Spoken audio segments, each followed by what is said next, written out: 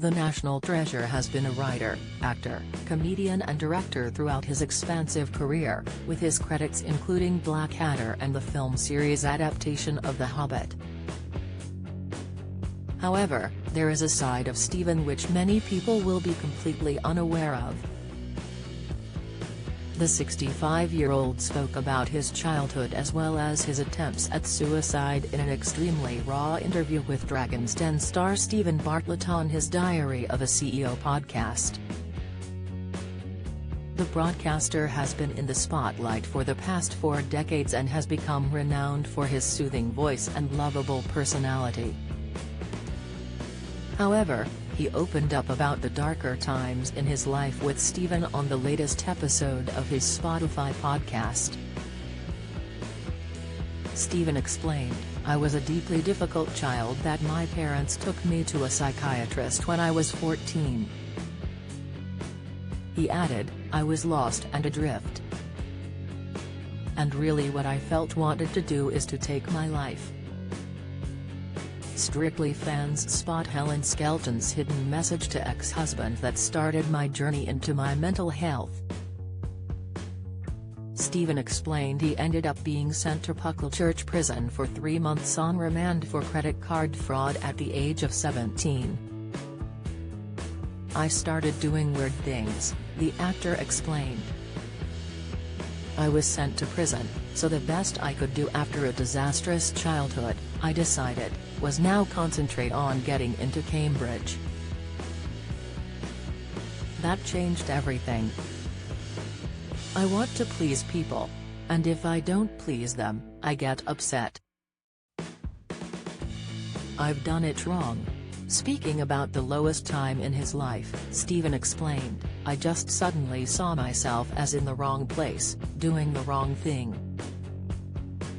I wanted to get away from everything I knew and really the first thing I wanted to do was take my life." Stephen was taken aback by Stephen's admission midway through their interview. "I just wanted out really," Stephen said. "Wherever I was I wanted to be somewhere else and if it was nowhere that would have been the most perfect place to be." Top 5 new series to watch on ITVX from Litvinenko to Riches, latest Stephen Fry and Furious rant amid calls for Boris Johnson's PM return, update Martin Lewis tops list of favourite celebrities to be Prime Minister, Insight, he continued, "To anyone who is listening who has had the misfortune and the terror of considering to take their life, they will probably concur with me that there comes a moment where you start saying to yourself, what's the point? It's a strange phrase because anyone could say it at any point but there are moments where you say it and you feel there is no point." Stephen went into further detail about the difficult time in his life and how he managed to overcome his struggles. He later explored how manic depression can shroud a mind for a BBC series in 2006 called The Secret Life of the Manic Depressive. Stephen later said he started walking each morning in London and listening to or reading audiobooks to cope. "It's really been a slow process of allowing myself to be who I am and not to fight for my place at the table," the writer explained. "I am who I am and I don't have to say yes to everything I am asked to do." For support with mental health visit Samaritans at www.samaritans.org or call 116 to 123 for free.